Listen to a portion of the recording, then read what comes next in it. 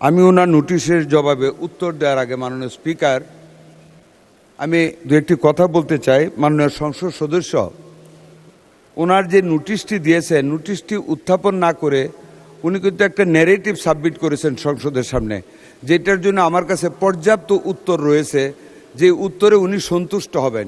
কিন্তু ওনার নোটিশটা ছিল শুধু উত্থাপনটা করা এই বিষয়টিতে, ওই মিজেলসের ব্যাপারে। যাই হোক, উনি যে প্রশ্নটা, যেই উত্থাপনটা এখন করেছেন, এটা যদি পরবর্তীতে প্রশ্ন আকারে করেন, আমি ওনাকে ন্যারেটিভ উত্তর দিয়ে দিব।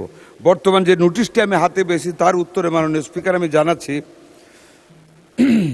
বর্তমানে দেশে বিভিন্ন দুর্গম ও জনবহুল অঞ্চলে হামের প্রকোপ উদ্বেগজনকভাবে বৃদ্ধি পাওয়ায় টিকাদান বঞ্চিত শিশুরা নিউমোনিয়া ও অন্ধত্ব সহ মারাত্মক প্রাণ ঝুঁকিতে রয়েছে। এইটা লিখে উনি নোটিশটা দিয়েছে। মাননীয় স্পিকার, আমি উত্তরটা পড়ে শোনাচ্ছি। মাননীয় সদস্য উত্থাপিত গুরুত্বপূর্ণ বিষয়ের জন্য ওনাকে ধন্যবাদ।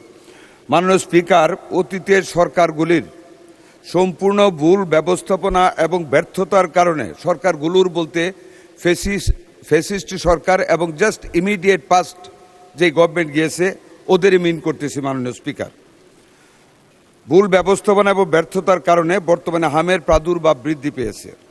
দেশের সর্বশেষ হাম রুবেলার ক্যাম্পেইন 2020 সালের ডিসেম্বরে অনুষ্ঠিত হওয়ার পর দীর্ঘ 5.5 বছর যাবৎ কোনো ক্যাম্পেইন পরিচালিত হয়নি।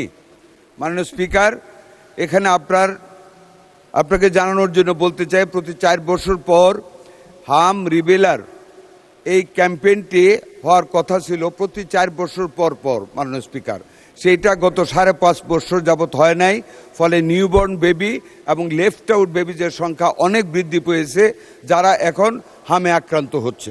এছাড়া টিকা ক্রয়, সংগ্রহ ও সরবরাহ ব্যবস্থাপনায় পূর্ববর্তী দুটো সরকারের অদূরদর্শী সিদ্ধান্ত ও দীর্ঘসূত্রিতার ফলে টিকার মজুতে মারাত্মক সংকট তৈরি হয়।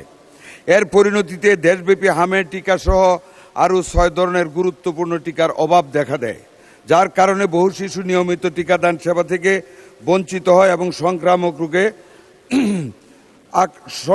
রোগে আক্রান্ত হওয়ার উচ্চ ঝুঁকিতে পড়ে, যার ফলাফলে বর্তমান সংকট তৈরি হয়েছে। মাননীয় স্পিকার, নানা প্রতিকূলতা সত্ত্বেও মাননীয় প্রধানমন্ত্রী জনাব তারেক রহমানের গতিশীল নেতৃত্ব, বিচক্ষণতা এবং পরামর্শে আমরা টিকাদান কর্মসূচি জরুরি ভিত্তিতে এগিয়ে আনতে সক্ষম হয়েছি। আমরা গতকাল 5 এপ্রিল থেকে হামের টিকাদান কার্যক্রম শুরু করেছি।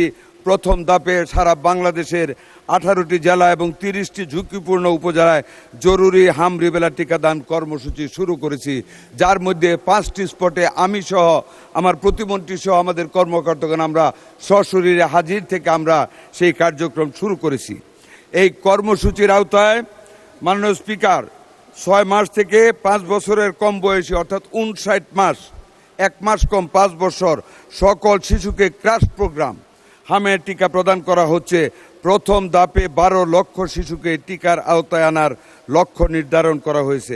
মাননীয় স্পিকার, আমি অত্যন্ত আনন্দের সাথে বলতে চাই, আমাদের জন্য এটা একেবারে ফার্স্ট স্টার্ট। আমরা একটা ব্যর্থতা থেকে নিজেদেরকে নিয়োজিত করে মাননীয় প্রধানমন্ত্রীর অত্যন্ত বিচক্ষণ নেতৃত্বে টিকাদান কর্মসূচিটা শুরু করে আমাদের একটা সফলতা গতকাল হয়েছে। আমাদের লক্ষ্যমাত্রা ছিল গতকাল 30টি উপজেলায় 76,000 শিশুকে আমরা টিকা দেব। আলহামদুলিল্লাহ মাননীয় স্পিকার, আমরা 73,000 শিশু আমাদের এই আওতায় গতকাল টিকা গ্রহণ করেছে, যা 96% অর্জন আমাদের মন্ত্রণালয়ে। আগামী 12 এপ্রিল হতে মাননীয় স্পিকার, ঢাকা উত্তর ও দক্ষিণ সিটি কর্পোরেশন, ময়মনসিংহ এবং বরিশাল সিটি কর্পোরেশন এবং আগামী 3 মে হতে সারা দেশে অবশিষ্ট সিটি কর্পোরেশন ও জেলাগুলিতে আমরা এই জরুরি টিকাদান কর্মসূচি বাস্তবায়ন করব ইনশাআল্লাহ।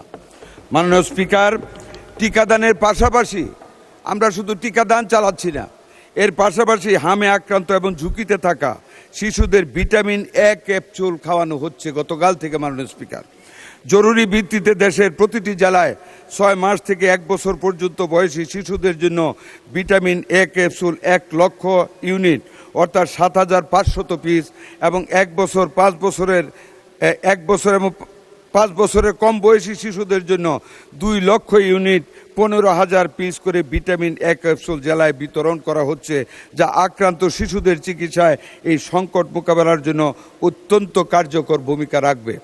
মাননীয় স্পিকার, ঝুঁকিপূর্ণ শিশুদের জন্য দেশের সকল সরকারি হাসপাতালে আইসোলেশন ওয়ার্ড, যেটা আপনি বলেছেন, আইসোলেশন ওয়ার্ডের ব্যবস্থা করা হয়েছে। আমাদের হাতে মাননীয় স্পিকার, এমন দোয়া করি না যে রুগী বাড়ুক, কিন্তু যতই বাড়ুক না কেন প্রত্যেকটি হাসপাতালে আইসোলেশন ওয়ার্ডের ব্যবস্থা করা হয়েছে। রাজশাহী হাসপাতালে আরও 250 আইসোলেশন বেড ব্যবস্থা করা হচ্ছে। আমাদের যদি কোনো রুগী আসে, দোয়া করেন যাতে না আসে, আমরা প্রস্তুত আছি। আইসিইউ ইউনিট প্রস্তুত আছে, আমাদের ভেন্টিলেটরও প্রস্তুত আছে। শুধু ভেন্টিলেটর না, আমাদের আইসিডিডিআর বেড একজন ডাক্তার তাহমিদ, উনি অত্যন্ত স্বল্প খরচে, মাত্র 300 টাকা খরচে নতুন অক্সিজেন ইনফ্লো অ্যান্ড আউটফ্লোর একটা মেশিন সিস্টেম আবিষ্কার করেছে, যেটা দিয়ে যে কোনো হাসপাতালে যে কোনো সময় আমরা যে কোনো হামের রুগীকে এখন অক্সিজেন প্রবাহ দিতে পারি লাঙের ভিতরে। মাননীয় স্পিকার, স্বাস্থ্যকর্মীদের সক্ষমতা বৃদ্ধির উদ্যোগ নেওয়া হয়েছে। মাঠ পর্যায়ে দায়িত্ব পালনরত সকল স্বাস্থ্যকর্মীদের এই জরুরি অবস্থায় সকল ছুটি বাতিল করা হয়েছে। মাননীয় স্পিকার, ইতিমধ্যে ঝুঁকিপূর্ণ এলাকায় নিবিড় মনিটরিং ও তদারকি বৃদ্ধি করা হচ্ছে। বর্তমান পরিস্থিতিতে জরুরি ভিত্তিতে টিকা ক্রয় কার্যক্রমের উদ্যোগ নেওয়া হয়েছে। এছাড়া উন্নয়ন সহযোগী সংস্থার হু অ্যান্ড ইউনিসেফ ইত্যাদির সাথে সমন্বয় জোরদার করা হয়েছে। আমরা সকল অংশীজনের সঙ্গে সমন্বয়ের মাধ্যমে কাজ করে যাচ্ছি। আজকেও ওয়ার্ল্ড ব্যাংক আমাদের ডাকে সাড়া দিয়ে আমাদের সাথে সকালে মিটিং করেছে। তারা বিভিন্নভাবে এই হামকে মোকাবেলা করার জন্য, এই রিবেলাকে মোকাবেলা করার জন্য আমাদেরকে সহযোগিতার আশ্বাস দিয়েছে। আমরা মন্ত্রণালয় থেকে মাননীয় প্রতিমন্ত্রীকে হেড করে আমরা 5 সদস্য বিশিষ্ট একটা কমিটি ওনাদের সাথে কাজ করার জন্য সচিব আমরা করে দিয়েছি। আরও অনেক গ্র্যান্ট এবং এইডস এই খাতে আমরা পাবো ইনশাল্লাহ। অংশীজনের সঙ্গে সমন্বয় দেখা আওতায় আসে, প্রতিরোধযোগ্য রোগ থেকে সুরক্ষিত থাকে। আমরা বিশ্বাস করি এই সমন্বিত ব্যাপক টিকাদান কর্মসূচির মাধ্যমে অতি দ্রুত হাম সংক্রমণ নিয়ন্ত্রণে আনা সম্ভব হবে।